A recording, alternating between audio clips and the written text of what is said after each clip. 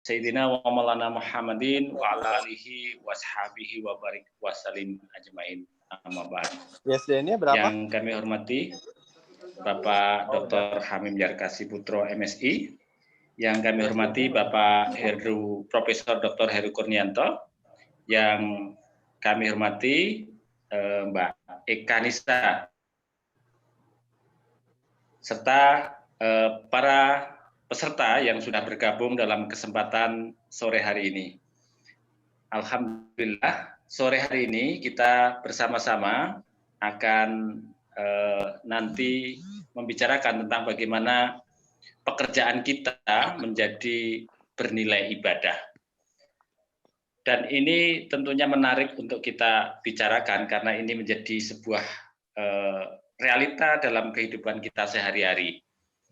Untuk itu nanti akan dua narasumber sudah bersama kita, dan saya informasikan bahwa acara ini terselenggara berkat kerjasama antara Akademi Hikmah, Banas Kota Yogyakarta, serta Panji Masyarakat, serta Juba Yogyakarta.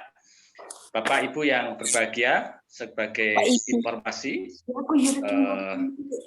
bahwa sore hari ini kita bersama-sama, karena ini adalah forum yang disebut dengan Islamic Study Forum, sehingga kita terbuka untuk pada Bapak Ibu sekalian, kita menerima mungkin ada ide atau gagasan yang bisa ditulis, yang kemudian kita bisa menerima di dalam web kita, yang nanti akan kita informasikan melalui web tersebut.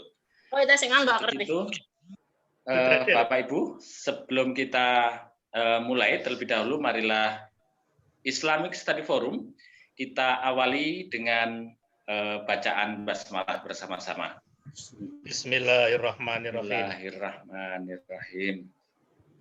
Bapak Ibu yang berbahagia, untuk selanjutnya kita dengarkan terlebih dahulu. Mbak Eka sudah. Oh, sudah.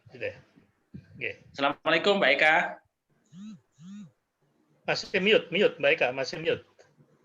Iya Pak Hamim, Assalamualaikum, sudah sampai Bapak. Waalaikumsalam. Alhamdulillah. Selamat bergabung Mbak Eka untuk pemandu sore hari ini. Sekaligus selamat karena sudah diwisuda dalam kesempatan tahun ini dengan masa pandemi. Dan sekaligus menggugurkan sebagai mahasiswa dan saat ini sudah mengabdi di dalam pekerjaan. Karena sore hari ini sekaligus menjadi tema dalam Islamic Study Forum, bagaimana pekerjaan kita bisa dinilai sebagai sebuah ibadah. Selanjutnya saya silakan untuk memandu jalannya acara sore hari ini. Waktu dan tempat saya silakan pada Mbak Eka Nisa. Monggo. Baik, terima kasih banyak Pak Syam. Sebelumnya, Assalamualaikum warahmatullahi wabarakatuh. Waalaikumsalam warahmatullahi wabarakatuh. Baik, sebelumnya rasa bangga dan bahagia, alhamdulillahirrahmanirrahim, tentunya pada kesempatan sore hari ini di tengah hujan, tetapi tidak menyurutkan semangat kita untuk saling berbagi ilmu, dan juga dalam acara tentunya webinar Islamic Studies Forum.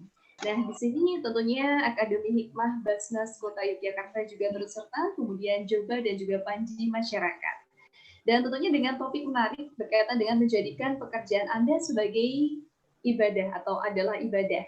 Nah, hadir suatu kebanggaan pada kesempatan hari ini, suatu kebanggaan dan tentunya figur menginspirasi kita bersama. Ada Prof. Dr. Haji Heru Kurnianto Cahyono, SPMM, Guru Besar Universitas Muhammadiyah Yogyakarta. Baik, Saudara Prof, selamat sore, apa kabar? Selamat sore Mbak Eka, Assalamualaikum. Baik, ini background-nya saya nggak asing loh Prof, karena dulu saya kebetulan S1 juga di UMY. Oh gitu ya? Baik, ini suasananya khas banget, ini background-nya Prof. Heru ini. Sukses selalu ya Prof ya. Baik. Berikutnya kita juga menyambut bangga dan bahagia di sini bersama juga dengan ayahanda kita juga sekaligus dosen saya juga ketika di UGM, Universitas Gadahani Muhammadiyah, Pak. Bapak Dr. Haji Hamim Zarkasi Putra MSI, yang juga merupakan Dewan Pembina Yayasan Abdurrahman Baswedan, yang juga merupakan dosen Fakultas Ilmu Tarbiyah dan Keguruan UIN Sunan Kalijaga. Selamat datang Pak Hamim. Selamat sore, apa kabar Pak? Alhamdulillah sehat, baik Kak. Baik Kak, sehat toh? Alhamdulillah. Gimana nih Pak Hamim, konsepnya tetap selalu fresh dan juga bersemangat di balik COVID ini? Insya Allah ya, kita banyak kegiatan, justru ya seperti Mbak Eka kan gara-gara pandemi COVID-19 terus jadi di wisuda tadi itu. Oke, baik. Terima kasih. Hikmahnya itu. Oke, baik. Terima kasih Pak Hamim. Dan juga di sini tentunya Bapak Ibu hadirin yang tidak bisa kami sapa satu persatu yang sudah bergabung, ada 72 partisipan. Matur nuwun sangat. Selamat sore Bu Sulastri, Mbak Arina Syifa ya. Terima kasih, dan semuanya yang tidak bisa saya sebutkan satu persatu. Selamat sore, dan tentunya di sini suatu kebanggaan saya bisa menjadi bagian dari forum ini. Langsung saja mengenai topik atau tema kita berkaitan dengan menjadikan pekerjaan adalah ibadah. Nah, tentunya di sini menjadikan pekerjaan sebagai sebuah ibadah itu bagaimana kemudian kita enjoy untuk bekerja, ketika enjoy dan kemudian bekerja sebagai bagian dari ibadah kita, di situ adalah bagaimana kita menunaikan nilai-nilai yang juga sudah diatur dalam Al-Quran juga ya. Fabi ayyi ala'i rabbikum tukadziban gitu ya. Dan tentunya di sini pada momen spesial kali ini juga tentunya nikmat Tuhanmu yang manakah yang engkau dustakan. Tentunya kita bisa bekerja, kemudian kita bisa beribadah, kita bisa bertemu keluarga, kita bisa saling sapa dan lain sebagainya. Tentunya itu juga bagian dari ibadah kita kepada Allah seperti itu. Tentunya di sini langsung saja kita akan menuju yang pertama. Tentunya hadir pada kesempatan hari ini Prof. Dr. Haji Heru Purnianto Cahyono SEMM, Guru Besar Universitas Muhammadiyah Jakarta. Prof, monggo ya, silahkan langsung saja mengingat waktu pada kesempatan hari ini. Baik, monggo Prof. Bismillahirrahmanirrahim. Warahmatullahi wabarakatuh. Waalaikumsalam warahmatullahi wabarakatuh. Terima kasih Mbak Eka ya, sekaligus selamat nih Mbak Eka sudah menyelesaikan program master ya, program S2. Alhamdulillah. Suasana kita pada sore hari ini sangat menyenangkan ya, sangat artinya kita sepertinya nggak punya alasan untuk tidak bersyukur ya, pada sore hari ini kita bisa silaturahmi. Jadi silaturahmi ini kalau dari perspektif energi itu sebetulnya energi cinta. Jadi kalau kita bicara silaturahmi itu sebetulnya kita bicara sebuah cinta yang sifatnya tidak transaksional, tapi cinta tanpa syarat ya. Nah, ini saya kira belum apa-apa rasanya udah bahagia. Jadi saya merasakan suasana yang luar biasa karena para peserta di sini begitu antusias ya, begitu respect, begitu bersyukur ya. Nah, ini adalah suasana di mana kita akan bisa mendapat sesuatu selalu positif. Nah, topik kita pada sore hari ini menarik, menjadikan pekerjaan Anda sebagai ibadah. Jadi kalau kita bicara ibadah, maka kita harus bawa itu pada energi yang paling tinggi. Ya, jadi innamal amalu biniatnya bukan sekedar transaksi, bukan sekedar sesuatu yang membuat kita itu kita dapat sesuatu apa nih? Kita dapat insentif, ya, dapat punishment. Nah ini pola-pola transaksional. Nah biasanya kalau kita menggunakan pola-pola yang seperti ini, kita akan merasa capek, ya. Jadi kalau nanti akan saya share materi saya, ya, saya akan share materi. Izin sebentar ya, saya share materi saya. Nah, ini topiknya adalah menjadikan pekerjaan adalah ibadah. Nah, setiap orang itu ketika masuk pada era sekarang ini berlipat-lipat pressure-nya, tekanannya. Jadi era sekarang ini kita disebut era disruption. Ini orang bisa stresnya berlipat-lipat. Jadi dia bisa shock menghadapi perubahan yang sangat tidak dia prediksi. Sehingga apa? Sehingga orang melihat kanan kiri situasi ataupun bahkan pekerjaan itu menjadi sesuatu yang dianggap beban, ya, sesuatu yang memberatkan. Nah, disinilah sebetulnya kita itu dihadapkan pada pilihan.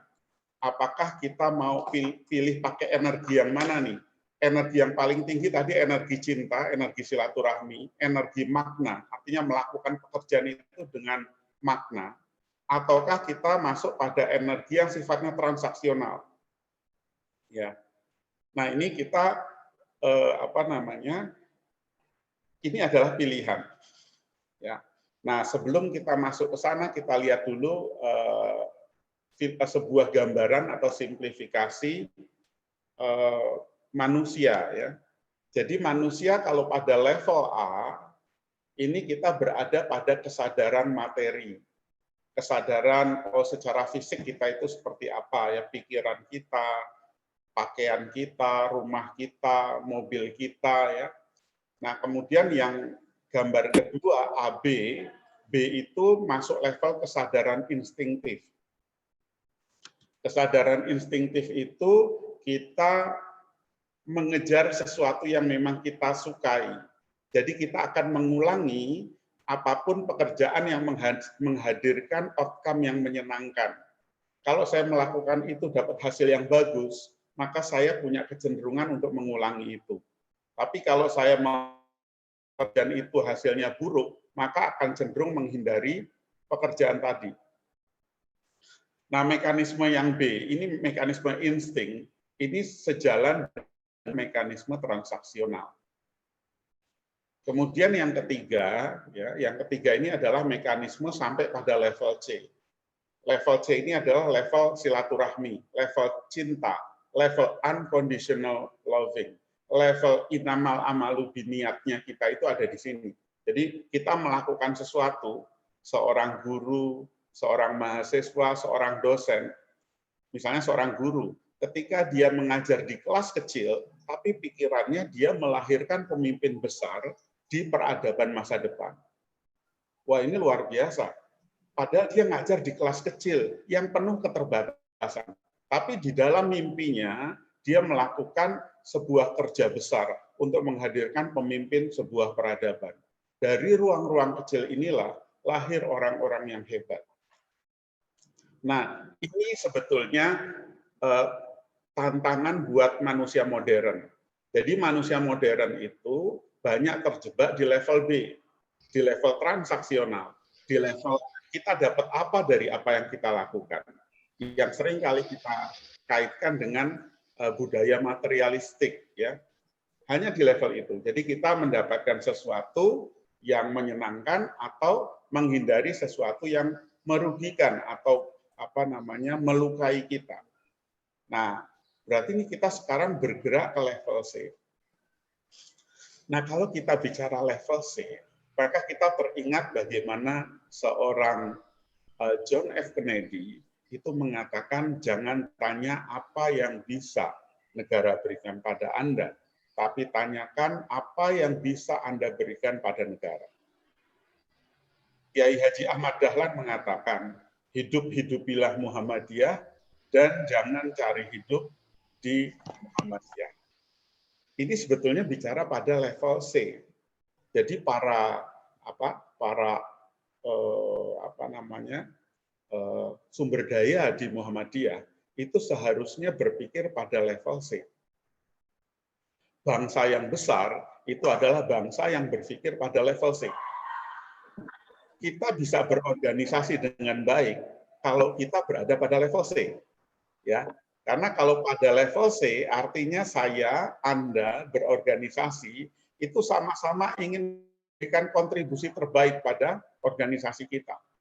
Kita bisa membangun sinergi yang hebat, ya. Karena apa? Karena kita berada pada level C. Sekarang bayangkan kalau kita pada level B, kita bicara apa sih yang bisa saya dapatkan dari organisasi ini. Maka akan cenderung lahir karakteristik yang namanya opportunis. Ya. Nah, ini saya kira ya, inilah sebetulnya salah satu kunci penting ketika kita mau memaknai pekerjaan kita itu menjadi ibadah. Karena apa? Karena sebetulnya pekerjaannya sama saja. Saya mengajar ya, dengan orang lain mengajar itu sama saja. Orang yang memasang niat sama yang tidak pasang niat itu sama saja sebetulnya kalau dari sisi apa yang dia lakukan.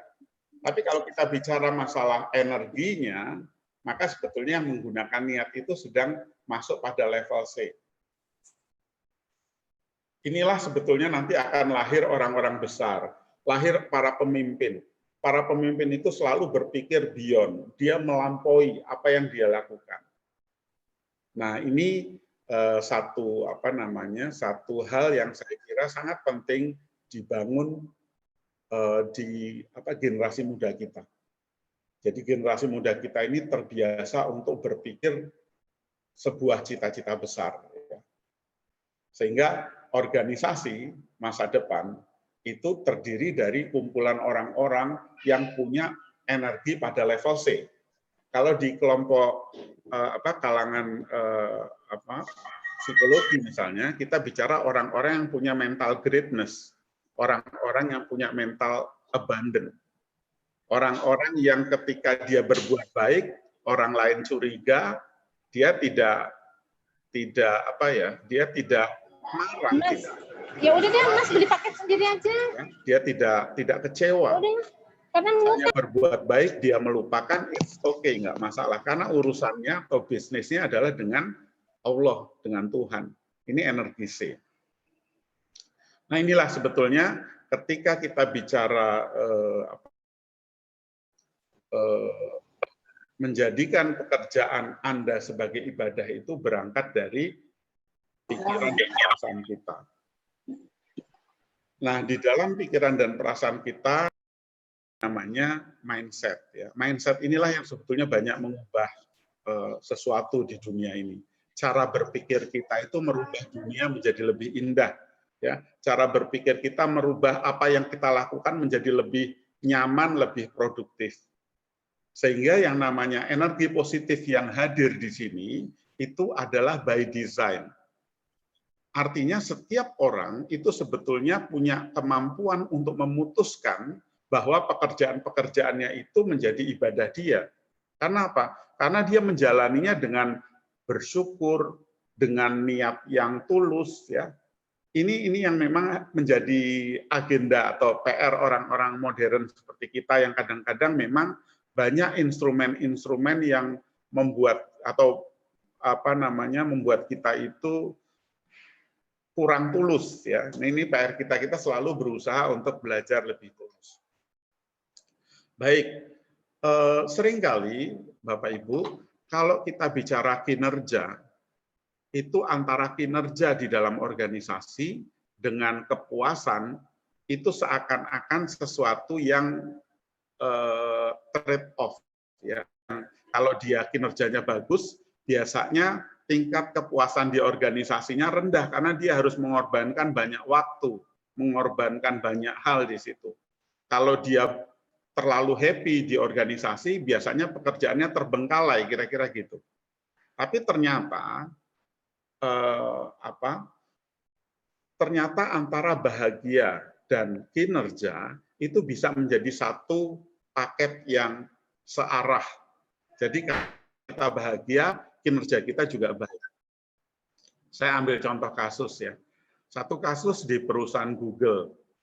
Perusahaan Google itu meng-hire seorang spiritualis. Jadi dia meng-hire orang bagaimana supaya orang bekerja itu dalam kondisi yang bahagia. Jadi ini orangnya ini. Orangnya namanya Chan. Dia punya gagasan namanya jadi membangun diri Anda itu dari dalam. Yang namanya bahagia, yang namanya bermakna, itu munculnya dari dalam. Bahkan Chat Meng Tan ini di awal bekerja, selalu dia mengatakan pada karyawannya atau mengkondisikan pada karyawan di Google untuk berdoa bersyukur. Tapi tidak berhenti di situ, tapi dia kemudian minta setiap orang mendoakan orang lain. Konsep ini sebetulnya kan konsep rahmatan lil alamin. Konsep bahwa setiap orang itu adalah pencerah. Dia orang-orang cerdas yang mencerdaskan kehidupannya. Itu dibangun menjadi sebuah karakter di setiap lini di perusahaan yang namanya Google. Dan hasilnya adalah Google menjadi perusahaan yang paling membahagiakan karyawan sekaligus paling berkinerja tinggi. Jadi kinerja dan kebahagiaan, ya, makna apa yang dia lakukan itu sejalan. Ini sesuatu yang luar biasa. Dan orang-orang di Google itu masuk ke tempat kerja rasanya bahagia. Nah, sementara banyak orang itu merasa hari ini penuh beban, ada setumpuk pekerjaan yang menunggu dia, ya. Nah, ini yang kemudian harus mentalitasnya dirubah, ya. Ya, kalau kita bicara teori persepsi sosial, maka sebetulnya kita harus membangun dulu persepsi positif. Karena persepsi itu berangkat dari adanya stimulus yang masuk. Ada banyak stimulus dalam diri yang melingkupi kita. Lalu kemudian kita pilih stimulus apa yang kita fokuskan, atau bahasa ilmiahnya salient stimuli, stimulus yang menonjol. Artinya sekarang ini kita bisa punya banyak alasan nih untuk mau bahagia atau bersyukur, punya banyak alasan. Mau sedih juga bisa. Pikirkan satu hal yang membuat kita sedih. Pikirkan satu hal yang membuat kita susah, maka kita susah. Tapi pada saat kita memikirkan satu hal yang membuat kita bahagia, yang membuat kita bersyukur, yang membuat kita peaceful, kita damai, kita antusias, itu juga bisa. Jadi bahagia bahagia dan sedih dan merasa beban ketika bekerja, ini adalah pilihan. Nah, jadi artinya apa? Artinya sebetulnya kita ini sekarang disuruh memilih. Anda mau pilih bahagia dalam bekerja atau tidak? Bahagia sebuah keputusan mental atau mental decision. Banyak contohnya tadi. Baik. Ada satu slide menarik. Di sini saya katakan sebagai how positivity works. Positivitas itu bekerja dalam bekerja. Anda bisa bayangkan posisi Anda sebagai direktur kah, ataukah sebagai karyawan, atau sebagai manajer, ya. Dari gambar ini kita melihat bahwa ujung dari sebuah pekerjaan yang kita lakukan itu harus menghasilkan namanya positivity outcome. Ada outcome yang sifatnya positif. Ya. Outcome positif itu ternyata ada dua lapis, ada dua layer. Layer pertama itu dilakukan oleh para pimpinan. Ini yang namanya positivity from situation factor. Artinya apa? Pemimpin itu punya tugas menciptakan situasi yang membahagiakan bagi karyawannya. Caranya gimana? Caranya dia harus membangun yang namanya budaya dan kerja yang positif. Suasana kerjanya dibuat positif. Pemimpin itu begitu datang ke satu unit atau ke ruang kerja, maka auranya pemimpin itu sangat berpengaruh, ya. Kalau kita itu punya banyak masalah, kita stres, kita kesel, begitu masuk ke ruang kerja dan kita pemimpin, itu energinya langsung menyebar. Dan apa yang terjadi? Karyawan-karyawan merasa tertekan. Tapi kalau kita sebaliknya, kita berangkat kerja, ya, kita udah niatkan ibadah, kita bahagia, rasanya nggak sabar lagi nih untuk berbagi dengan anak buah kita, ya. Bahkan di dalam perjalanan menuju kantor pun, ya, setiap kita berjumpa dengan orang-orang di sekitar kita walaupun kita mungkin secara ucapan kita tidak mengucapkan salam, tapi hati kita ini terus mengucapkan salam, assalamualaikum. Jadi kita selalu mendoakan orang-orang di sekitar kita. Dan dampaknya luar biasa. Dampaknya ketika dia sampai di tempat kerja, dia menjadi begitu bahagia. Dan ini, jadi kalau kita mau membawa kebahagiaan itu di tempat kerja, maka mulai dari bangun tidur, ya, ketika kita sholat tahajud, atau kalau kelewatan ya sunat subuh, sholat subuh, itu bahagianya dibangun di situ. Kalau bahasa di level apa namanya, maaf ini agak lompat. Ini kalau kita bicara di level individu, maka kita punya tanggung jawab pada membangun emosi positif, membangun mindfulness, kekhusyuan, ya, aware terhadap apa yang dia lakukan, kemudian membangun psychological capital. Jadi tadi bangun tidur, kita tarik nafas, itu dirasakan. Tarikan nafas, hembusan nafas. Banyak orang itu tarikan nafas, hembusan nafasnya nggak dia rasakan. Itu sesuatu yang otomatis saja. Sama tuh loh. Padahal ketika kita tarik nafas, hembuskan nafas, ini sebuah mekanisme untuk membuat diri kita itu peaceful di dalam. Peaceful inside. Jadi kita tarik nafas, hembuskan nafas. Itu dirasakan dulu. Ini yang namanya mindfulness. Lalu untuk positive emotion, hadirkan pikiran positif dengan cara apa? Dengan cara coba ingat-ingat hal yang membuat Anda bersyukur. Apa yang membuat kita bersyukur? Ya. Ketika kita langsung teringat saat-saat kita menunggu kelahiran anak kita. Lalu kita mengucap baca azan. Marah kita jadi berkurang. Karena apa? Karena kita membangun tadi positive emotion. Kemudian tadi mindfulness, kita khusyuk. Dan yang ketiga adalah psychological capital atau modal psikologis. Modal psikologis itu apa? Modal psikologis itu pertama adalah keyakinan diri pekerjaan itu. Jadi kita memang harus selalu mengupdate kompetensi kita dalam pekerjaan itu. Jadi kalau kita merasa pekerjaan itu terlampau berat, biasanya secara psikologis nanti di di bahu kita itu terasa berat rasanya. Nah, jadi kita harus membangun keyakinan diri yang namanya self-efficacy, kemudian optimisme, ya, sikap optimis, lalu kita bangun juga resiliensi daya tahan kita. Ini modal psikologis. Jadi kalau kita bicara level individu, apa yang mau kita bangun agar kita bisa memaknai pekerjaan secara positif, maka pertama hadirkan emosi positif, itu pertama. Yang kedua mindfulness. Mindfulness itu mulai dari yang ringan-ringan lah. Ketika kita makan, ya, kita rasakan bagaimana sensasi makanan yang kita rasakan. Kadang-kadang kita makan terlalu cepat, sehingga apa? Sinyal kenyangnya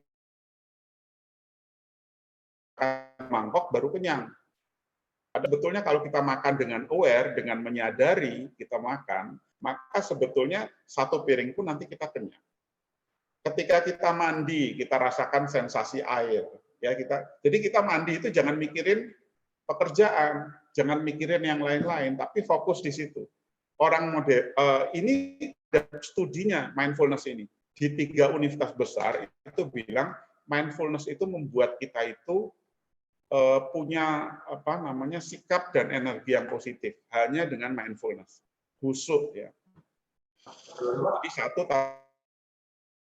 kedua mindfulness, ketiga modal psikologis sehingga dia nanti berdampak pada positif pada kita. Nah, jadi setiap karyawan, setiap orang di dalam organisasi bertanggung jawab atas dirinya sendiri. Self leadership, memimpin diri sendiri. Supaya apa? Supaya emosinya positif. Makanya kalau orang yang senyum, yang suka memberi salam, ya, memberikan salam kan sunnah ya. Jadi assalamualaikum ya. Saya pun kalau di kampus saya paling sering itu ngecek yang namanya happiness metric, tingkat kebahagiaan mahasiswa. Jadi mahasiswa di kampus, mahasiswa S1 ya, itu dipastikan bahagia dulu, antusias dulu, respect dulu ya. Jadi ini persiapan untuk proses belajar. Ini tanggung jawab kita di level diri kita. Lalu tadi ketika kita jadi pemimpin organisasional secara struktural, maka kita punya tanggung jawab untuk menciptakan iklim dan suasana kerja. Kita bangun organizational culture dan climate yang positif. Sehingga suasana di situ apa? Saling mendukung, saling respect satu sama lain, ya, saling bantu, sehingga tercipta sinergi. Kadang-kadang saya suka berpikir atau saya suka tanya, misalnya teman di kampus, apakah kita itu ketika datang ke kampus itu sebetulnya tujuannya sejalan dengan organisasi? Jangan-jangan tujuan kita bukan membesarkan organisasi kita, tapi tujuan kita apa? Mendapatkan sesuatu saja gitu loh. Perkara organisasi itu belakangan. Nah, ini yang sebetulnya ketika kita bicara secara normatif bahwa organisasi adalah kumpulan orang yang bekerja sama untuk mencapai tujuan bersama, pertanyaannya apa betul ada tujuan bersama?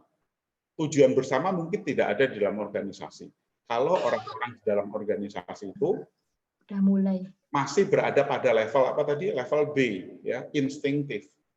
Tapi kalau dia berada pada level C, maka tujuan organisasi insya Allah ada. Karena apa? Kita sama-sama ingin membesarkan organisasi kita. Ya. Oke, ini gambaran dari skema perilaku positif di dalam organisasi. Dan hampir dalam banyak kajian organisasi, ini jarang disentuh. Lebih banyak disentuh pada aspek-aspek yang bisa menyebabkan kinerja. Nah, kemudian kita lihat, ada tadi mindfulness. Mindfulness ini ternyata Universitas Barat itu mulai concern, ya, seperti University California Los Angeles, ya, Oxford University, Cambridge University, itu mulai fokus pada mindfulness. Sebetulnya kita itu ketika tahajud itu kita mindfulness. Sebetulnya bukan harus hanya pada ibadah ritual saja, ya. Sholat itu melatih mindfulness, tapi bagaimana kita ketika bekerja itu kita juga mindfulness. Ketika kita tadi makan, ya mindfulness. Ketika kita belajar, itu mindfulness. Ya, kita betul-betul menyadari apa yang kita lakukan. Jadi pikiran kita tidak kemana-mana. Nah, ini mindfulness ini luar biasa. Baik, kemudian dalam proses pendidikan, bagi para mahasiswa di bidang bisnis khususnya, itu ada 4 poin penting, Bapak Ibu. Ketika dia nanti masuk dunia kerja, karena bicara bisnis itu berarti bicara masuk dunia kerja, entah itu nanti sebagai owner, entah itu sebagai profesional, ya. Itu ada 4 hal penting. Yang pertama adalah science. Kita memang harus punya ilmunya. Kalau science ini biasanya konsumsi conscious mind atau pikiran sadar kita. Kita melakukan analisis, ya, rasional, logika, itu ada di level science. Kemudian ada yang namanya craft, experience. Ya, kita juga dalam proses pembelajaran penting dengan pengalaman. Kemudian ada yang namanya vision. Kita mau kemana nih sebetulnya? Jadi seorang orang yang bekerja itu penting untuk memahami arah yang dia lakukan. Jadi pada saat Bapak Ibu sebagai owner, sebagai direktur, maka penting untuk memberikan orientasi pada karyawan. Supaya apa? Supaya dia bukan hanya bekerja tanpa arah yang jelas. Dan yang keempat, ini yang namanya soul, nah, jiwa. Maka hidupkan apa yang kita lakukan. Kita ini adalah makhluk ruhani, bukan makhluk yang hanya jasmani tok. Artinya yang kita lakukannya bukan hanya pekerjaan jasmani, tapi hadirkan rohani kita, spiritualitas kita dalam pekerjaan. Sehingga tadi seorang guru tadi, itu dia punya, walaupun dia mengajarnya sama dengan guru di ruang lain, dia mengajarkan baca tulis, tapi dia punya satu inspirasi, dia ingin mencerdaskan kehidupan bangsa, ingin melahirkan sosok-sosok pemimpin masa depan yang bisa membuat dunia lebih baik. Orang-orang beginilah yang sebetulnya nantinya penyesalan di akhir dia buat sesuatu buat kehidupan. Nah, ini saya kira pentingnya kebermaknaan tadi. Ya. Baik, kemudian ini kita lihat bagaimana sekarang era yang namanya disruption, ya. Era di mana teknologi itu, gelombang teknologi itu menjadi begitu cepat, seperti lesatan yang bahkan orang-orang kadang hanya tidak bisa berbuat sesuatu. Dia cuma melihat pergerakan teknologi yang dahsyat dan dia menjadi objek. Kita mengenal istilah revolusi industri 4. Kalau dulu revolusi industri 3 aja kita udah wow ya melihat adanya teknologi komputer. Tapi hari ini mobile phone Anda ini sebetulnya kalau kita menyadari mobile phone ini membuat kita menjadi kaya raya. Kita sebetulnya menjadi sangat abundant. 12 tahun yang lalu ketika saya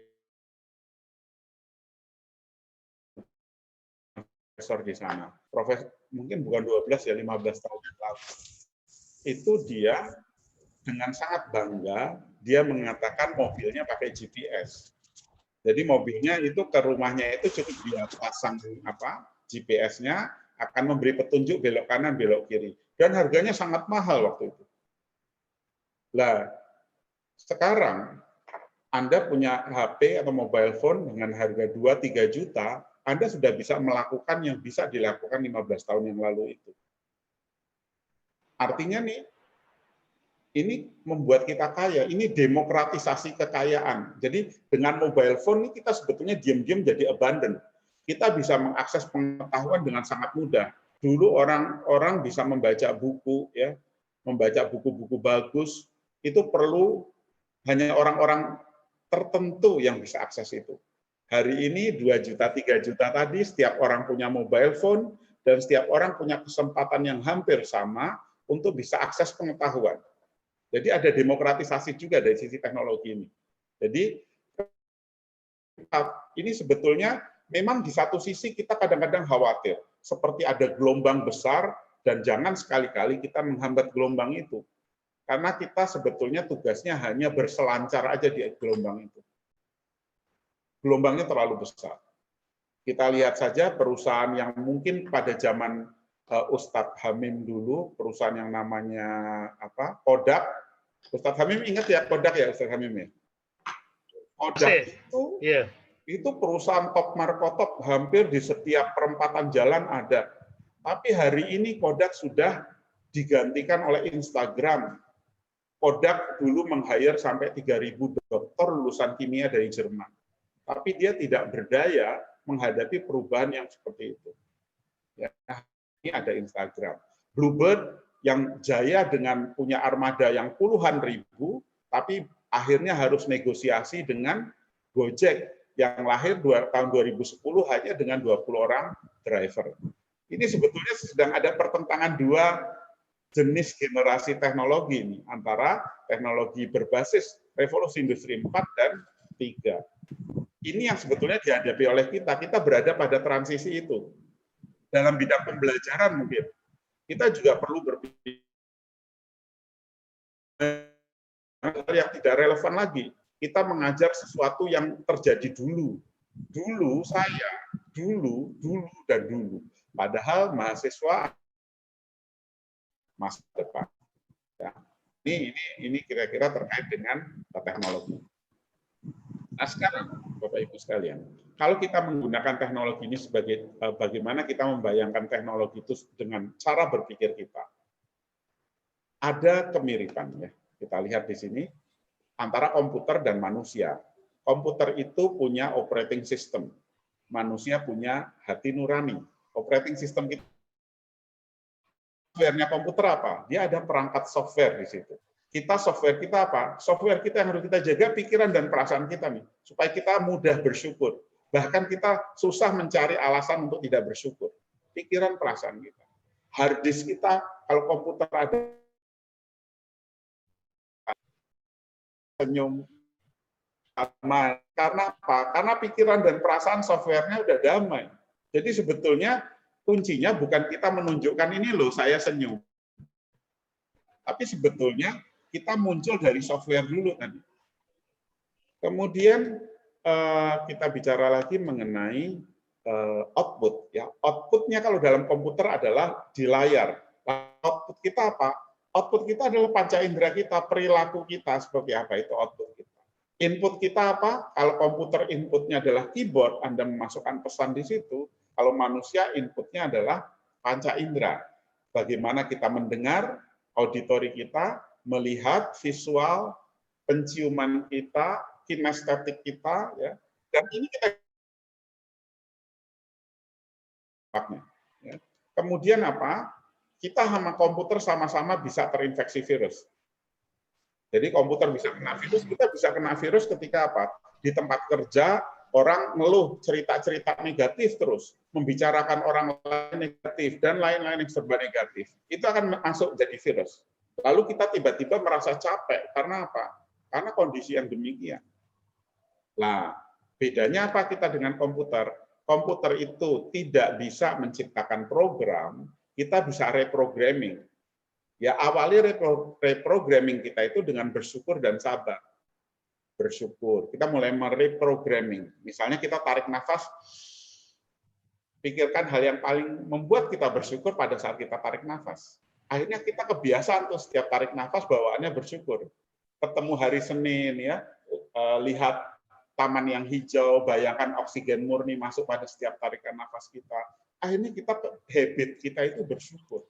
Ini sebetulnya kelebihan orang-orang yang spiritual. Orang-orang yang menyadari bahwa Tuhan itu Maha Pemurah. Sehingga kita kerjaannya bersyukur. Bahkan satu hal lagi, kita rasanya tidak kuasa menampung cintanya Allah. Cintanya Tuhan itu terlalu banyak. Lalu yang terjadi apa? Setiap tarik nafas rasanya kita ini udah nggak mampu menampung cintanya Tuhan. Lalu apa yang terjadi? Lalu kita sebarkan cintanya tadi kepada siapa? Nggak hanya kita tampung sendirian, kita bagikan pada pertama kedua orang tua kita, kepada pasangan kita, pada anak-anak kita, pada orang tua kita tadi, kemudian pada orang-orang lemah. Lalu pada kolega-kolega kita, pada makhluk-makhluk Tuhan, maka kita menjadi rahmatan lil alamin. Karena apa? Berawal dari kita tidak mampu menampung cintanya Tuhan yang begitu luar biasa. Jadi kita itu udah terjebak pada syukur. Orang yang paling bahagia itu ya terjebak pada syukur. Karena setiap kali kita bersyukur, rahmat Tuhan pasti berlipat-lipat. Akibatnya apa? Karena dapat rahmat berlipat-lipat, kita bersyukur lagi. Dan ketika kita bersyukur lagi, rahmat Tuhan semakin banyak lagi. Akhirnya kita bersyukur lagi, rahmat semakin banyak lagi. Begitulah nasib orang yang bersyukur. Sehingga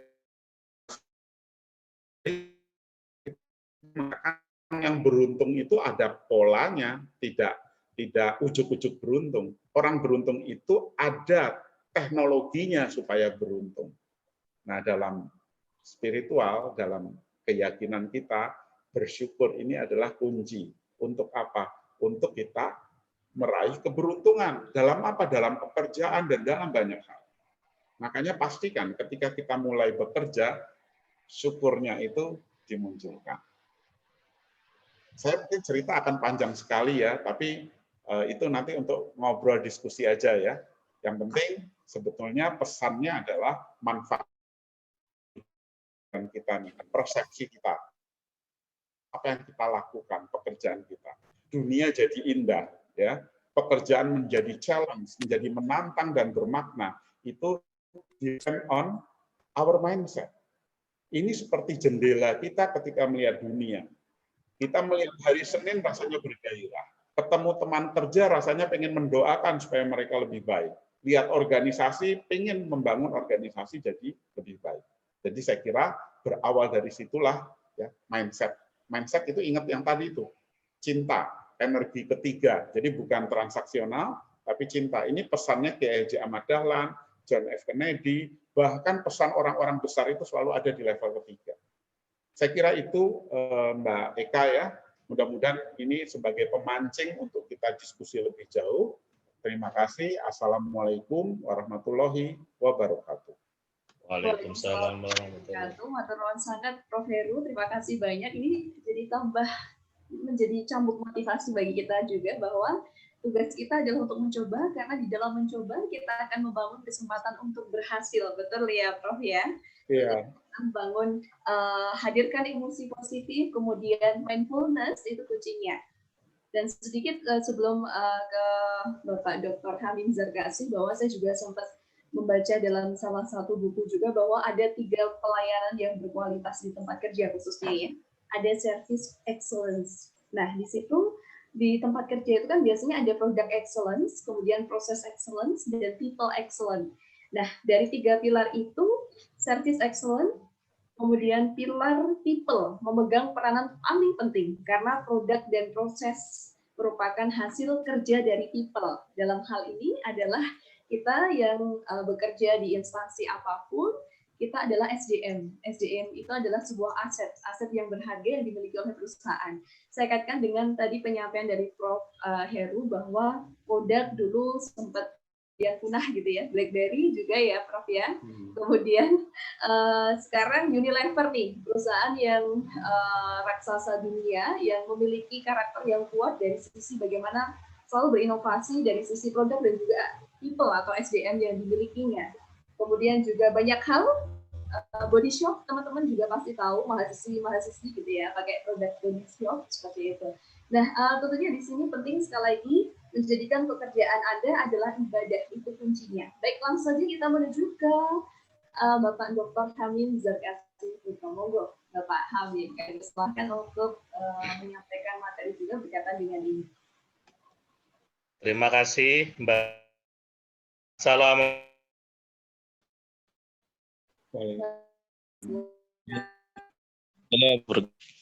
Terima kasih atas kesempatan yang diberikan oleh panitia dan juga terima kasih kepada narasumber Pak Profesor Heru yang saya kira materinya sangat menarik ya. Tadi saya mencermati banyak hal yang bisa kita ambil dan bisa kita maknai dan mohon admin saya bisa mau share materi sedikit ya. Mungkin akan saya sampaikan beberapa hal yang berkaitan dengan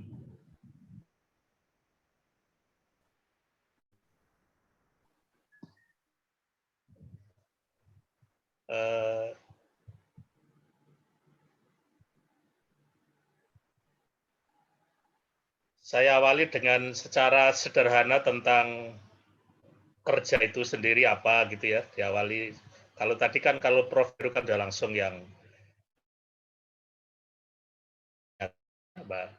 kerja dalam pengertian luas adalah semua bentuk usaha yang dilakukan manusia baik dalam hal yang sifatnya materi maupun non materi, intelektual maupun fisik, maupun hal-hal yang berkaitan dengan ataupun keakhiratan.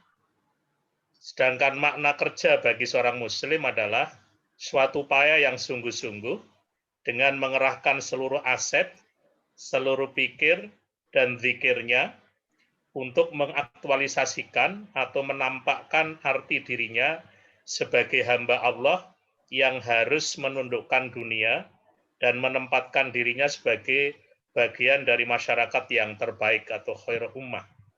Jadi kalau kita lihat tentang konsep awal yang berkaitan dengan equilibrium atau keseimbangan dalam perspektif Islam itu kan wabtaghi fima ataqallahu darul akhirah wala tansa nasibaka minad dunya. Dan carilah dari apa yang dianugerahkan Allah itu negeri akhirat yang baik tanpa mengabaikan apa yang menjadi hak-hak kita di dunia. Itu perspektifnya. Dan kemudian tadi Prof Heru sudah menyampaikan bahwa tipe-tipe pekerja, kalau orang bekerja hanya sekedar menunggu perintah saja, maka dia seperti robot. Kemudian kalau tadi yang Prof Heru menyampaikan mungkin orang tipe B gitu ya, bekerja karena motivasi mendapatkan materi, maka tidak akan pernah mendapatkan kebahagiaan, tidak ada ujungnya, karena Al-Quran juga mengingatkan kepada kita bahwa seluruh isi bumi ini itu masih cukup untuk memberikan makan kepada seluruh umat manusia di dunia, tetapi seluruh materi di bumi ini tidak cukup untuk memberikan kepuasan kepada nafsu serakahnya seseorang. Nah, kemudian ada juga orang yang bekerja karena ingin untuk self-actualization, aktualisasi diri, maka dia akan menebarkan manfaat yang banyak. Tapi kalau yang ingin saya sampaikan bahwa tema kita pada hari ini, orang yang bekerja dalam rangka untuk mencari ridho Allah, maka akan didapatkan jalan keselamatan fit dunia wal akhirah. Nah, tadi Prof. Heru juga menyampaikan gambaran ini. Atau saya lanjutkan secara konsep yang pernah diajarkan, bagaimana karakter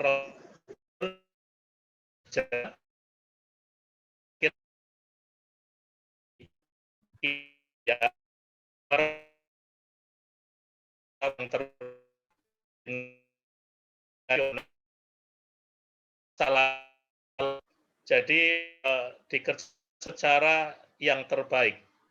Alladzi khalaqal mauta wal hayata memberikan hidup dan mati untuk menguji siapa yang paling berkualitas amalannya. Kemudian yang kedua, Rasulullah melakukannya dengan manajemen yang baik, perencanaan yang jelas, pentahapan aksi dan adanya penetapan skala prioritas. Dan yang ketiga, Rasulullah tidak pernah menyia-nyiakan kesempatan sekecil apapun. Nah, ini bagi mereka yang banyak di dunia di sektor jasa, saya kira juga sesuatu yang penting. Kemudian yang keempat, disampaikan bahwa Rasulullah Shallallahu Alaihi Wasallam selalu memperhitungkan masa depan. Beliau adalah seorang yang sangat visioner, sehingga segala aktivitasnya benar-benar terarah dan terfokus ya. Jadi Rasulullah adalah seorang futurolog, seorang peramal masa depan. Semuanya terjadi di dalam kehidupan manusia ini. Kemudian yang selanjutnya, bahwa Rasulullah tidak pernah menangguhkan pekerjaan, beliau bekerja secara tuntas dan berkualitas. Oleh karena itu, orang yang senantiasa senang menunda-nunda pekerjaan, menangguhkan pekerjaan yang harusnya bisa diselesaikan, pasti hidupnya tidak akan berbahagia. Dan Rasulullah bekerja secara berjamaah dengan mempersiapkan atau membentuk tim yang solid, yang percaya pada cita-cita bersama. Tadi Prof. Heru juga sudah menyampaikan betapa banyak orang yang katanya mau bekerja sama, tapi hanya sama-sama kerja, gitu. Artinya tidak ada networking dan sebagainya. Masing-masing berjalan sendiri-sendiri. Kemudian Rasulullah adalah pribadi yang sangat menghargai waktu, tidak berlalu sedetik pun waktu kecuali menjadi nilai tambah bagi diri dan umatnya. Dan ini saya kira ayat-ayat Al-Quran semuanya Allah bersumpah demi waktu, yang diartikan bahwa memberikan pembelajaran kepada kita umat manusia supaya betul-betul memperhatikan waktu yang diberikan Allah kepada kita. Dan yang terakhir, Rasulullah menjadikan kerja sebagai aktualisasi keimanan dan ketakwaan. Rasulullah bekerja bukan untuk menumpuk kekayaan dunia.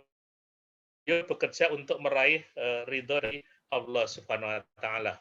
Jadi kalau tadi yang disampaikan oleh Prof. Heru, bagaimana kerja dengan cinta adalah kerja yang mensinergikan, membersamakan antara hand dan head, dan itulah yang namanya kerja secara excellent. Nah, Bapak-bapak, Ibu-ibu sekalian, saya akan lompati saja ini supaya nanti waktu kita bisa untuk membicarakan yang banyak yang lain. Ini tadi saya ingin menambahi saja apa yang disampaikan oleh Prof. Heru.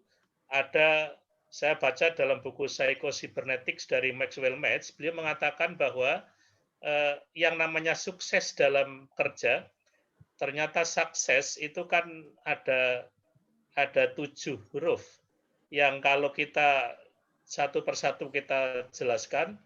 S yang pertama, sense of direction. Tadi Prof. Heru sudah menyampaikan bahwa orang bekerja akan berhasil dengan maksimal kalau dia sadar arah, akan kemanakah kita bekerja, untuk apa kita bekerja. Nah, kalau tadi disampaikan dengan kerja kita adalah dalam kerangka untuk mencari ridho Allah. Kalau misalnya orientasi ini saja salah, maka akan menjadi orang yang penuh dengan kegelisahan, penuh dengan kekhawatiran, dan tidak bisa punya kepastian tentang kehidupan ini. Yang kedua, understanding, pemahaman bahwa dalam dunia kerja kita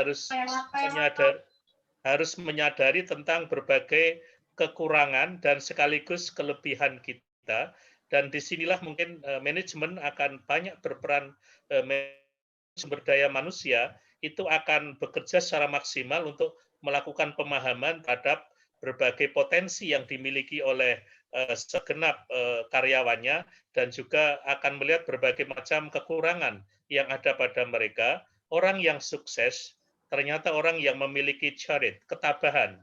Orang yang tabah itu artinya apa? Siap dengan resiko yang dihadapi ketika menghadapi berbagai macam persoalan di dalam dunia kerja dan sebagainya. Kemudian charity, orang yang hidup bekerjanya baik adalah orang yang memiliki kemurahan hati, mudah memaafkan gitu ya.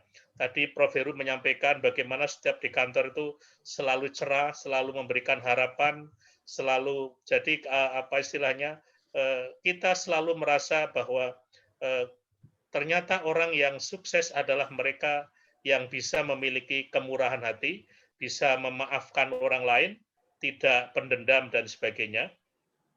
Kemudian E-nya adalah esteem, itu adalah memberikan penghargaan baik kepada diri sendiri maupun kepada orang lain.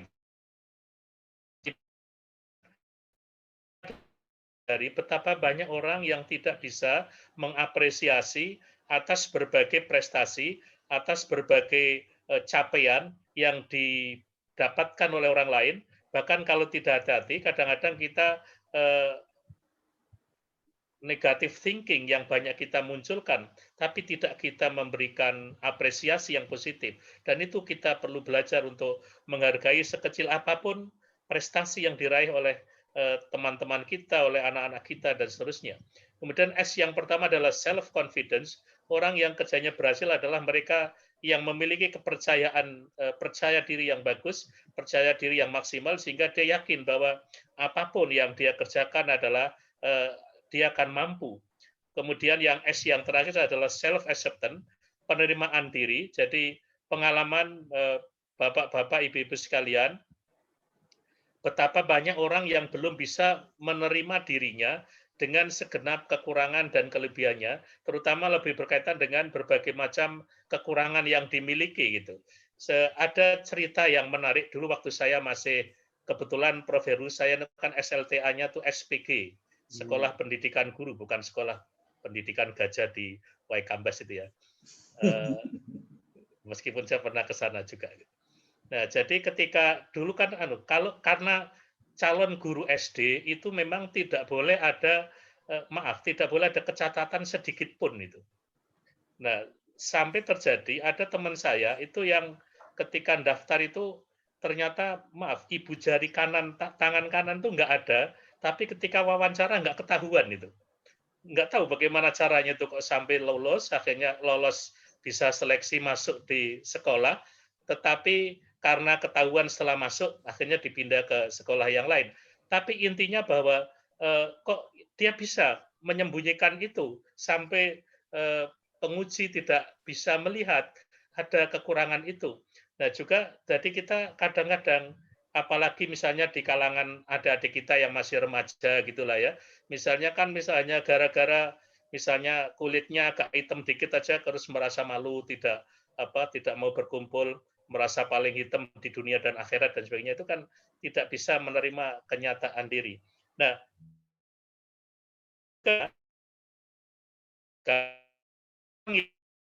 juga dengan variasi atau 7 ciri-ciri itu, kemudian orang yang gagal itu juga ternyata value itu juga 7 huruf. Atau yang pertama, orang akan mengalami kegagalan dalam dunia kerja kalau ada yang pertama namanya frustration. Merasa banyak kegagalan,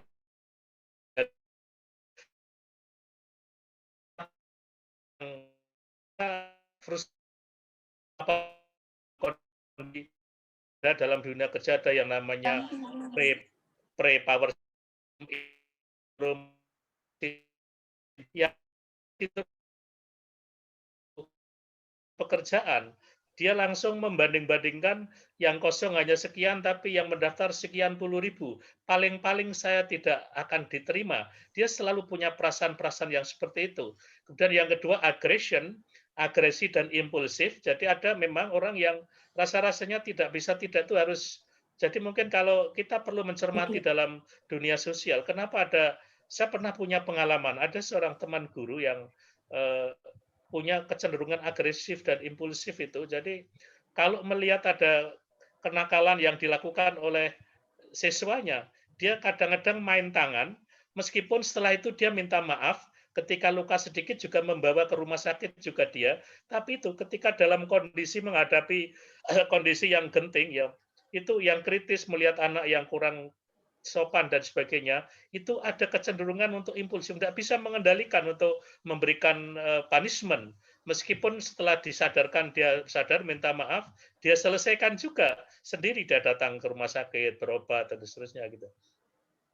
Nah, kemudian insecurity, orang yang gagal adalah mereka yang hidupnya merasa tidak aman, merasa tidak senantiasa dalam ancaman dan sebagainya. Dan yang keempat, lonelines, itu ketersendirian, kesunyian, merasa hampa, merasa terasing, teraliniasi, merasa kesendirian. Kemudian uncertainty, ketidakpastian, ini juga jadi banyak anak-anak kita atau orang yang bekerja merasa pekerjaannya penuh dengan ketidakpastian, apalagi kondisi sekarang berita yang paling banyak adalah tentang PHK dan sebagainya. Ini menjadikan banyak orang merasa dirinya hidupnya gagal dan tidak ada pengharapan untuk masa depan. Kemudian resentment, ada perasaan dendam, benci, iri dan sebagainya, itu juga akan menjadikan gagal dalam bekerja. Dan yang terakhir emptiness, kehampaan, kekosongan, atau meaningless gitulah ya, merasa hampa, merasa tidak ada harapan dan sebagainya gitu.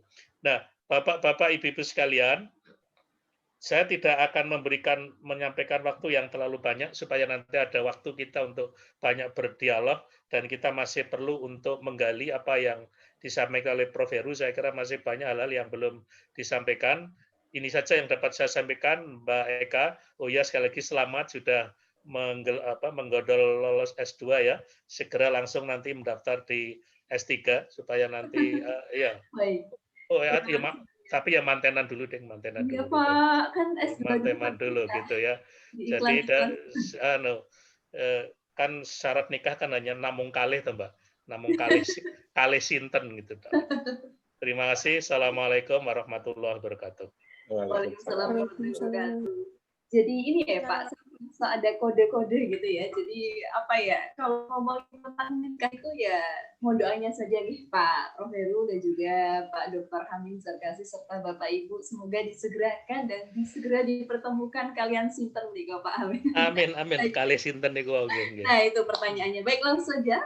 Di sini saya tadi menyimak di chat grup di Zoom. Di sini ada yang dari sebentar, saya ingin menyapa banyak banget yang di sini bergabung, Masya Allah. Ada yang di sini dari TK Ngestirini Tempel, Matur Nuwun, kemudian juga dari Bogor hadir, Masya Allah, kemudian juga dari tadi Purwokerto juga hadir, banyak sekali ya, bahkan sepenjuru Indonesia kayaknya lengkap banget. Oke, yang ingin bertanya bisa melalui chat atau chatting langsung, menulis message atau pesan situ, atau juga silahkan untuk penanya, bahkan kemudian bisa raise hand atau menanyakan langsung kepada sumber kita. Kalian persilahkan, monggo.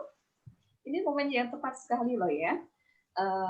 Bagaimana menjadikan pekerjaan Anda atau Bapak Ibu semua sebagai sebuah ibadah. Nah, kadang penat, kemudian dan lain sebagainya. Ada figur-figur kita yang luar biasa hadir sebagai narasumber kita. Saya persilahkan, ada yang ingin bertanya? Dan juga jangan lupa untuk menuliskan. Di sini ada di untuk nanti bisa mengisi. Monggo yang ingin bertanya atau mungkin sharing sekali dari Bapak Ibu yang apa ya, hal yang ingin diceritakan. Ya, Tanya, Bu. langsung ya. Ya. Ibu. Assalamualaikum warahmatullahi wabarakatuh. Waalaikumsalam warahmatullahi wabarakatuh. Ini Pak Heru maupun Pak Hamim gitu. Orang bekerja itu kan niatnya yang sekarang hal-hal ini. Sehingga kadang ada orang yang loncat ke sana, loncat ke sini karena mencari yang lebih. Selaku mungkin ada pimpinan begitu ya.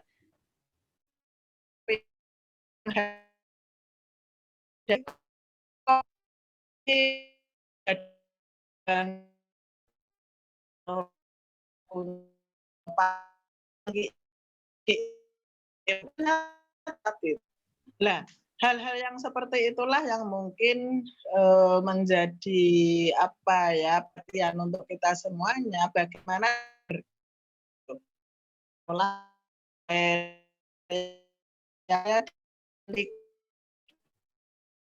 hati istiqomah untuk memperjuangkan lembaga yang empati.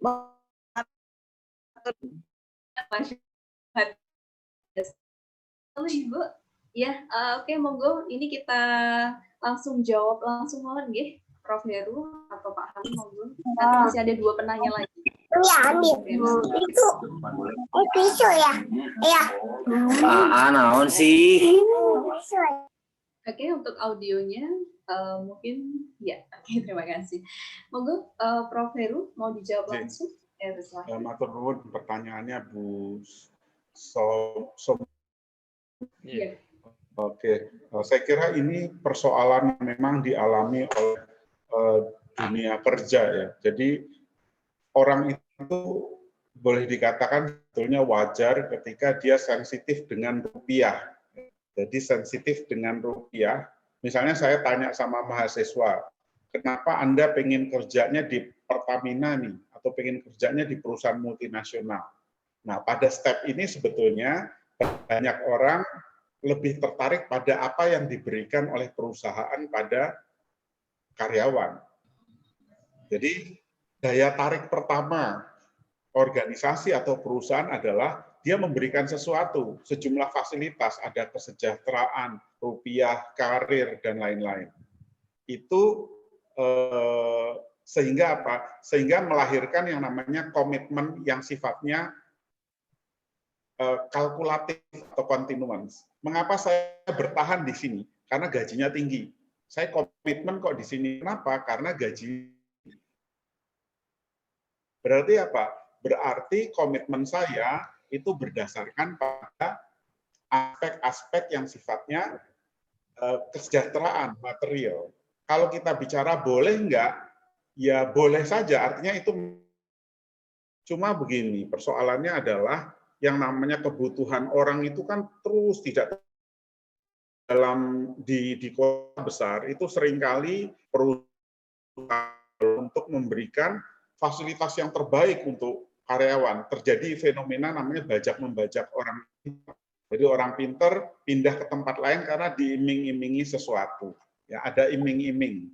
Nah, cuma komitmen itu tidak hanya berdasarkan komitmen kedua, komitmen terkait dengan nilai-nilai, dengan spirit. Ya.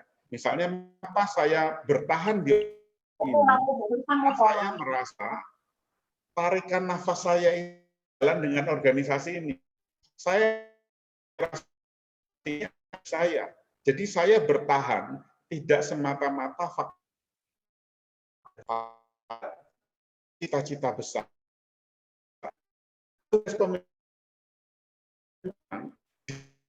Itu mengatakan saya harus memfasilitasi anak buah saya sebaik mungkin secara kesejahteraan. Tapi di samping itu tidak cukup. Dia harus juga memberikan yang namanya nilai-nilai fit dengan namanya atau cita-cita inspirasi supaya tadi merasa di organisasi tadi. Dia merasa dan dengan itu.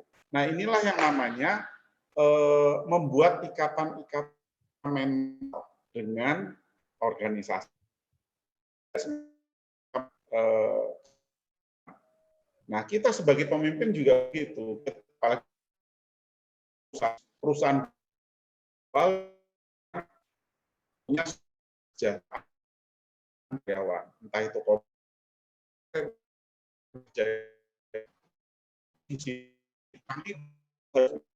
sebuah inspirasi bertahan itu. Nah, cuma cara mengkomunikasikan seorang leader, artinya leader itu komunikasinya akan lebih kuat kalau dia memberi contoh. Ini yang namanya leading by example.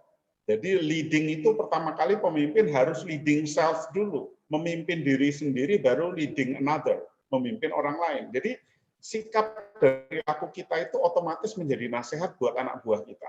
Ketika apa? Ketika kita memberikan contoh bagi pada organisasi untuk karyawan atau orang-orang di dalam organisasi untuk bertahan, itu memang kesejahteraan itu penting.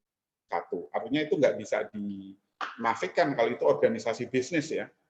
Tapi yang kedua, ini namanya membangun ikatan mental, keluargaan, spiritual itu beyond, melampaui. Nah, kita ya sebagai leader itu kita juga memberikan nasihat secara verbal, tapi dengan sikap dan perilaku yang ya,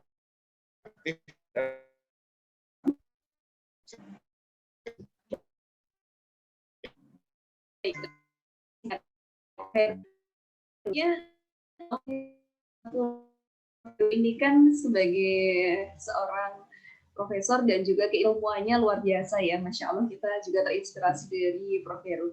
Nah, bagaimana nih Prof dikaitkan dengan pertanyaannya Ibu tadi? Kemudian ada iklim budaya kerja, kemudian komunikasi yang dibangun, dan bisa komitmen itu sesuai dengan institusi kita bekerja seperti itu. Agar passion kita itu tadi dikaitkan dengan membangun, hadirkan emosi positif tadi. Itu nggak mudah juga ya, Prof ya? Gimana nih, Prof? Benar Mbak Eka ya. Jadi misalnya kita berada pada institusi ya, institusi yang punya satu cita-cita misalnya unggul dalam pengembangan iptek, ilmu pengetahuan dan teknologi berlandaskan nilai-nilai Islam. Nah, ini misalnya institusinya seperti itu. Dia pengen mengembangkan dirinya iptek ya, pengembang. Lalu kita harus menerjemahkan itu pada level individu. Lalu saya bayangkan kalau saya dosen, kalau saya karyawan, ataukah saya mahasiswa. Kalau saya sebagai dosen, maka kalau sebuah institusi mengatakan unggul dalam ilmu pengetahuan dan teknologi, saya kan harus jadi implementatornya. Salah satu implementatornya adalah dosen. Ya. Berarti apa? Berarti ya saya harus mengejar itu. Paling tidak saya terus belajar. Ya. Learning to learn. Belajar untuk mencapai namanya pengembangan iptek tadi, itu satu. Yang kedua, ketika kita bicara Islamic values, nilai-nilai Islam, yang namanya nilai Islam itu pertama apa yang ada di diri kita,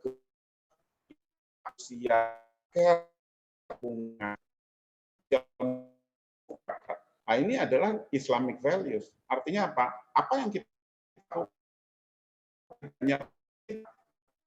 pada masyarakat. Lalu kita juga menularkan inspirasi itu pada masih besar masa depan. Lalu kita pancarkan di sini dalam pikiran kita bahwa dari ruang-ruang di institusi kita lebih baik, yang selalu memperbaiki peradaban dengan. Nah, ini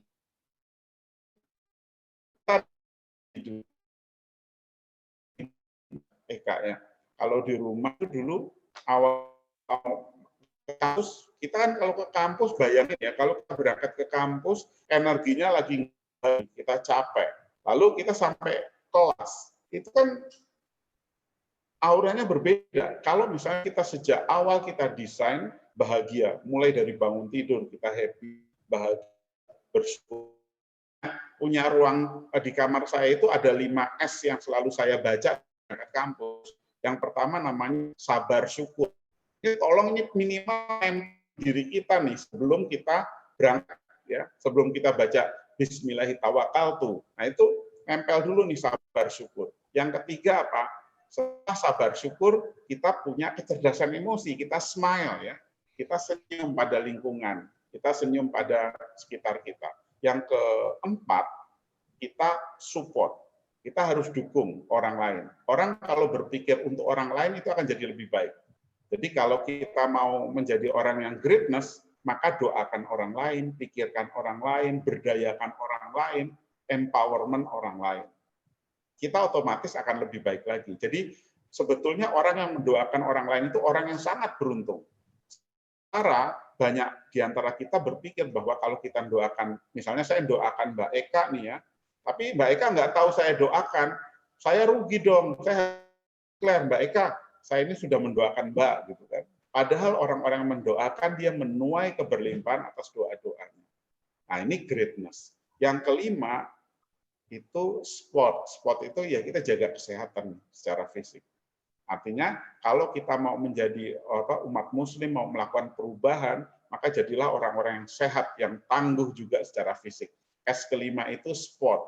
Sport itu jogging kalau saya terjemahkan. Jadi tiap pagi itu saya pasti jogging dulu barang 30 menit ya olahraga. Supaya apa? Supaya kita fresh di tempat kerja. Jadi software sampai ke print out-nya kita pegang. Software-nya adalah sabar syukurnya, kemudian secara fisik print out kita juga lebih baik. Saya kira itu. Terima kasih Mbak Eka. Terima kasih banyak Prof. Heru. Nah, tentunya mungkin jogging sambil muterin sportorium kayaknya cocok nih Prof. Iya. Sebelum ngajar kelas gitu ya. Baik. Iya. Oke. Ada tambahan? Ya, jadi saya komentar aja kalau Pak ini kan kuliahnya fakultas ya.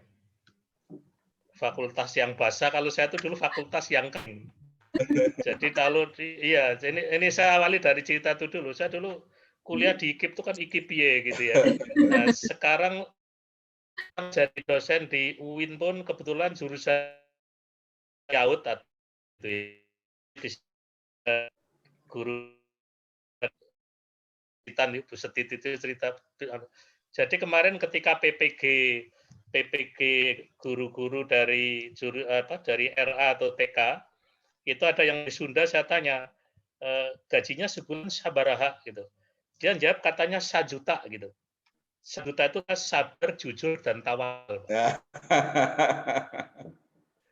Ya jadi banyak guru kita itu yang gajinya katanya itu yang 1 juta itu kan hanya gaji yang di dunia, 99 di akhirat. Ini saya kira saya kebetulan untuk membantu IS yang ada di Yogyakarta ya. Kemarin ada cerita Prof. Heru, ini kan baru ya.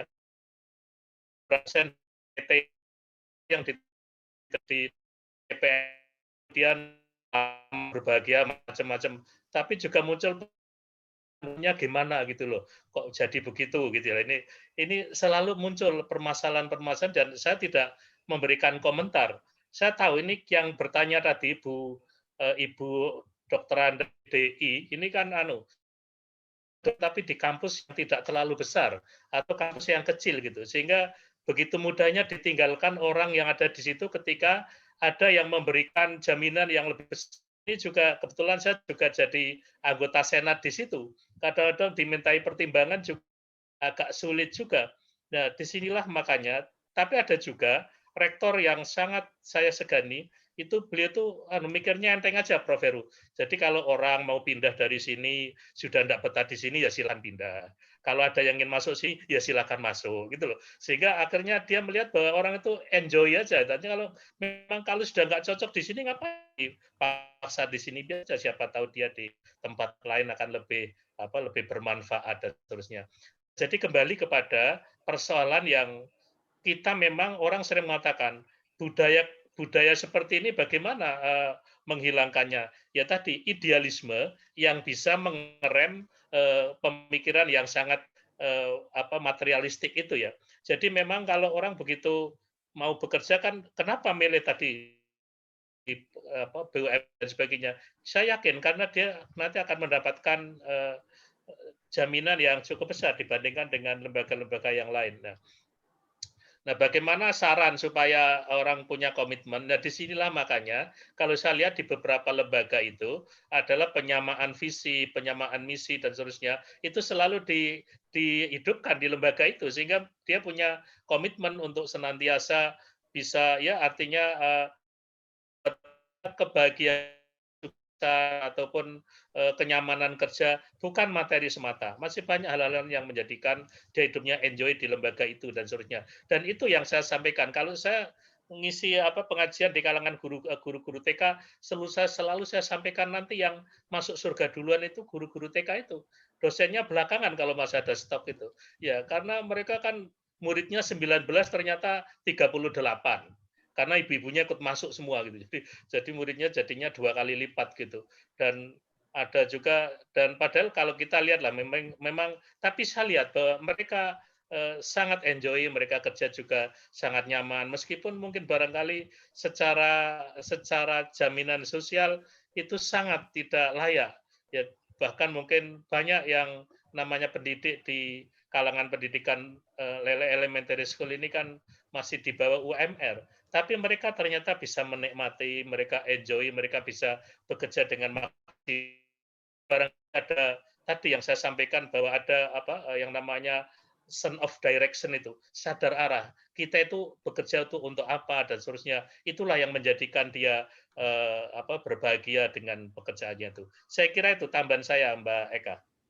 Baik, terima kasih Pak Hamim. Tidak terasa waktu kita tinggal 7 menit lagi sampai dengan pukul 17 nanti ya. Hadirin juga peserta di virtual meeting pada sore hari ini dari Sabang sampai Merauke. Karena di sini saya melihat kita sapa dari Pemantang Siantar hadir, Masya Allah luar biasa ya. Bapak Muhammad Taib Nasution, terima kasih banyak untuk atensinya beserta yang tidak bisa saya sebutkan satu persatu mengingat waktu juga motor nuan sangat. Baik, di sini ada yang menanyakan, Bapak singkat saja. Tanya Mbak Nisa dari Pak Sugeng Nugroho Hadi. Sugeng sonten Pak Sugeng. Baik, pertanyaannya adalah ibadah.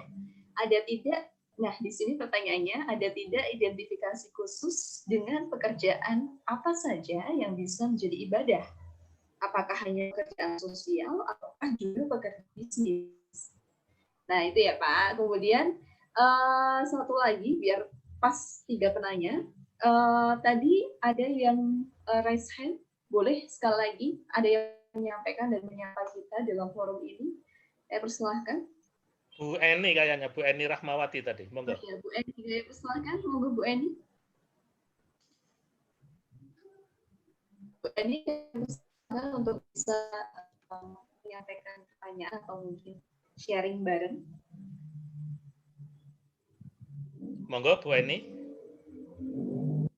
Bu Eni, untuk audionya. Warahmatullahi wabarakatuh. Waalaikumsalam.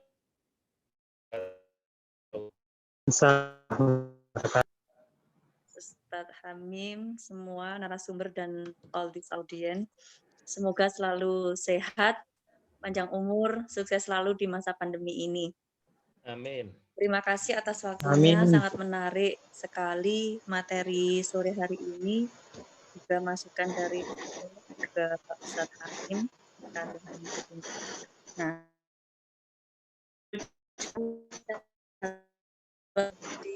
ketika kita bersyukur, bahkan syakur dalam keadaan apapun, bagaimana untuk bisa mengimplementasikan setelah itu menjalani kondisi pandemi ini, menguatkan siswa kita, murid-murid kita, keluarga sekitar, lingkungan kita, environment yang ada itu bagaimana kita supaya bisa tetap sabar, subur, bagaimana lelah kita agar menjadi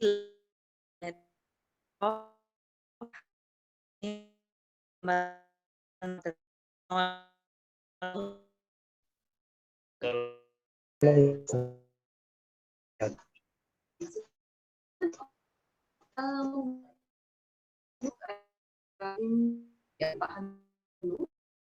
yang sudah kami paparkan tadi dan juga Ibu tadi sudah memberikan langsung ya Bu Eni, monggo Pak Hamid bisa merespon mengingat waktu pada sore hari. Ya, terima kasih. Yang pertama Bapak Sugeng Nugroho Hadi, ini dosen di STEI Hamfara. Hamfara itu kan hada min fadli rabbi gitu. Sehingga dosen-dosen di sana berapapun mendapatkan dari kampus semuanya dalam kerangka mencari ridho dari Allah SWT. Pertanyaannya kerja apa saja yang dikatakan sebagai mencari ridho dari Allah? Ya dari bahasa saya yang melihat kalau kaitannya lapangan kehidupan, apapun yang kita kerjakan kalau dalam kerangka untuk mencari ridho Allah sebagai suatu ibadah kepada Allah SWT. Oleh karena itu, kita dalam pekerjaan yang sama, belumlah tentu nilainya sama di hadapan Allah, gitu ya. Artinya sama-sama mengajar, sama-sama bekerja yang lain, itu tapi nilainya di hadapan Allah itu akan berbeda, sangat bersesuaian dengan apa motivasi dari seseorang melakukan pekerjaan itu. Jadi kalau apapun pekerjaan yang kita kerjakan, kalau kerangka untuk mencari mendekatkan diri kepada Allah, maka dalam bahasa agama itu adalah ibadah. Dan kalau dalam sosiologi agama, itu salah satu fungsi agama adalah fungsi sublimatif. Artinya apapun aktivitas yang kita kerjakan akan bernilai ibadah karena dalam kerangka untuk mendekatkan kepada Tuhan. Itu bahasa sosiologi bicara itu. Nah, kemudian kalau dari Mbak Eni, bagaimana supaya kita akan senantiasa bersyukur dan seterusnya, ya artinya disinilah perlunya kita untuk banyak bersilaturahim, banyak berinteraksi supaya ya orang itu biasanya kan tadi disampaikan oleh Prof. Heru, kalau kita banyak berinteraksi, banyak berkomunikasi kepada orang lain, akhirnya kita akan bisa menyadari tentang bagaimana Allah telah memberikan nikmat yang sangat besar pada kita. Sekarang banyak orang yang berbicara sebenarnya COVID-19 ujian, musibah, suatu hikmah atau suatu karunia yang besar. Ternyata kalau tadi yang saya contohkan, kalau menurut Mbak Eka, itu suatu karunia yang besar. Gara-gara COVID-19 terus tesis selesai gitu ya. Jadi sekarang ini mungkin mudah-mudahan Mbak gara-gara COVID nanti disertasinya segera selesai. Ya, bab terakhir disertasinya ini. Oh, tinggal bab terakhir, berarti tinggal kesimpulan. Ya, saya tinggal nunggu syukurannya. Saya kira komentar saya itu saja. Terima kasih. Assalamualaikum warahmatullahi wabarakatuh. Bu Eni lagi disertasi ya? Iya. Oh ya, semoga lancar. Semuanya apa? Sama Prof. Musa di UMS. Oh, bidangnya? PAI, dulu S1, S2 di UIN Jogja, terus S3-nya ambil di UMS Solo. Oke. Mahasiswa saya itu. Oh iya. Iya. Oke. Jadi, doanya iya, semoga saya mendoakan Pak Sugeng, Bu Eni, semoga selalu diberikan segala kebaikan ya. Jadi memang tadi ketika kita mau sabar, syukur, seperti punya gudang file. Gudang file itu kita bangun sejak dulu, masa lalu sampai hari ini. Nah, gudang file itu kan isinya macam-macam tuh filenya. Ada file-file yang buat kita bersyukur, begitu sabar, bahagia. Ada.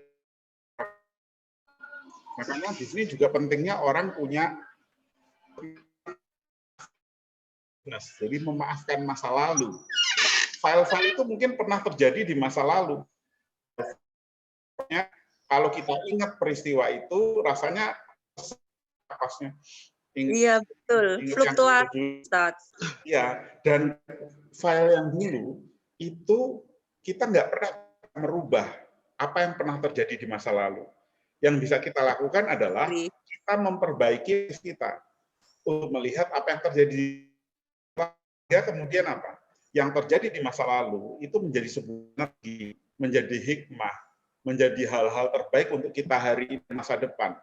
Jadi dengan kita melihat file tadi, gunakan perspektif baru untuk melihat apa yang pernah terjadi, meskipun itu tidak pernah kita rubah, kita hanya mengubah pada level cara pandang kita terhadap apa yang pernah terjadi.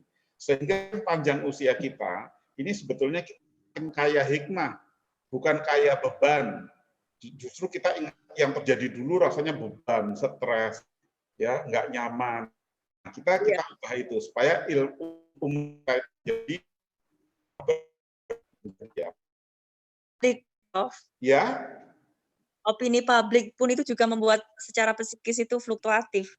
Iya, nah ini gini juga, kita itu perlu melakus atau fokusnya itu pada internal kuat, locus of control kita, karena kalau kita menyandarkan apa kata orang, itu rasanya kita susah.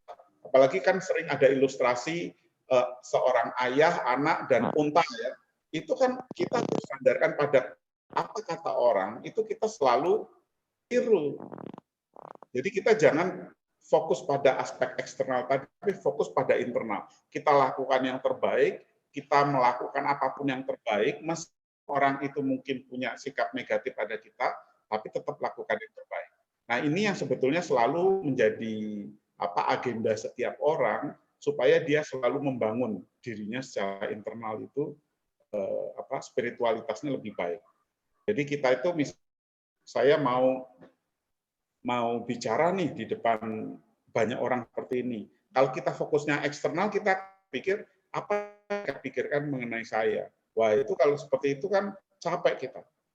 Harus kita pikirkan adalah hari ini saya ingin sharing, saya ingin berbagi, saya ingin menyampaikan pesan. Fokus saya di situ. Jangan kita fokusnya dengan apa nih yang dipikirkan 150 audiens ini terhadap saya. Nah, biasanya orang itu jadi agak masalah kalau kita itu fokus pada apa kata mereka. Itu yang namanya external fokus, atau kita masih menyandarkan pada locus of control eksternal. Jadi kita fokus aja pada diri kita, dan kemudian kita buat diri kita lebih baik dengan bersyukur, dengan sabar, lalu kita pancarkan kebaikan-kebaikan kita ini pada lingkungan dengan doa, dengan senyum, dengan salam, dan lain-lain. Saya kira itu saja dari saya. Salam buat semua ya, semoga kita semua selalu lebih baik dari waktu ke waktu. Ya. Hari ini kita selalu lebih baik dari kemarin, dan besok lebih baik dari hari ini. Terima kasih Mbak Eka ya. Assalamualaikum warahmatullahi wabarakatuh. Waalaikumsalam warahmatullahi wabarakatuh. Prof. Heru, sukses selalu. Bapak Dr. Hamim Zargan Siputro juga semoga keluarga senantiasa diberi. Amin, amin, amin. Dan kata dulu dong Pak Dr. Hamim untuk merangkai kesimpulan menjadikan pekerjaan Anda adalah ibadah. 3 kata Pak Hamim. Ya. Yang pertama? Jujur. Jujur. Yang kedua? Ikhlas. Ikhlas. Yang ketiga? Menikmati. Menikmati. Oke, ini kayak ujian jadi ya, Pak. Baik, Prof, monggo Prof Heru 3 kata untuk merangkai kesimpulan esensi. Oke, saya kira ini salah satu bekal penting dalam bekerja. Jadi orang ketika bekerja itu tidak cukup dengan IP tinggi, kecerdasan intelektual, itu nggak cukup. Justru yang penting adalah mental. Mental seperti apa? Mental itu ada 2. Mental untuk mencapai prestasi, jadi dia antusias, dia respect, dia rajin. Lalu ada mental kedua adalah mental pada moralitas. Mental untuk jujur, untuk punya integritas. Nah, 2 inilah yang mengamankan kita untuk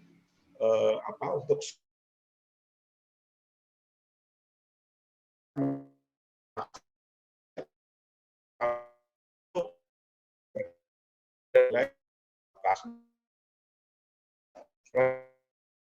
hal itu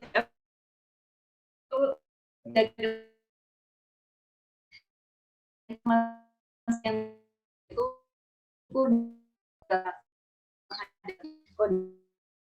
baik, tentunya jangan kemudian persepsi kita hajurkan masa lalu. Mungkin ada yang dulu khotbah janji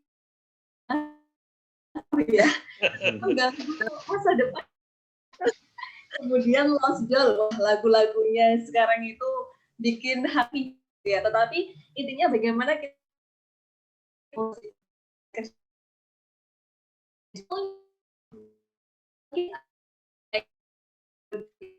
ya.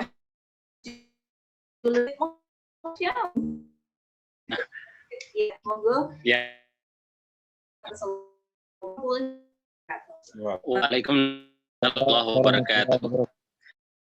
Terima kasih Mbak Ekisa, juga terima kasih untuk dua narasumber kita, Prof. Heru dan juga Bapak Dr. Hamim Yarkasbut.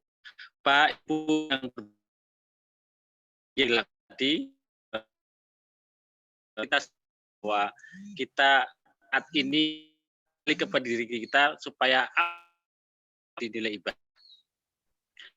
Yang berbaik untuk besok malam ini masih bisa menindaklanjuti terkait dengan diskusi pemikiran yang akan mengambil tema tentang pendidikan Indonesia 2045 seperti apa.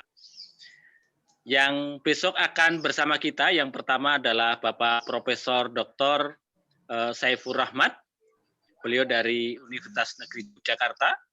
Kemudian Mas Roni Irmawan, beliau adalah dari Universitas Gadjah Mada. Kemudian juga Bapak Dr. Sindung Cahyadi, beliau adalah juga dari Universitas Gadjah Mada, serta Bapak Dr. Universitas Ahmad Dahlan. Dan besok akan oleh Bapak Dr. Untoro Haryadi. Jamnya adalah jam 11 sampai jam 21. Bapak Ibu sekalian, untuk bisa nanti gabung besok malam.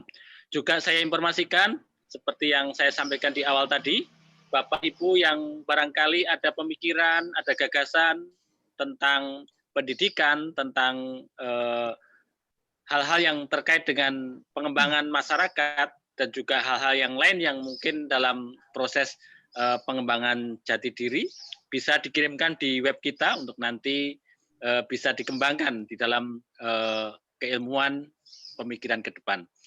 Saya kira demikian, Bapak Ibu sekalian, informasi dari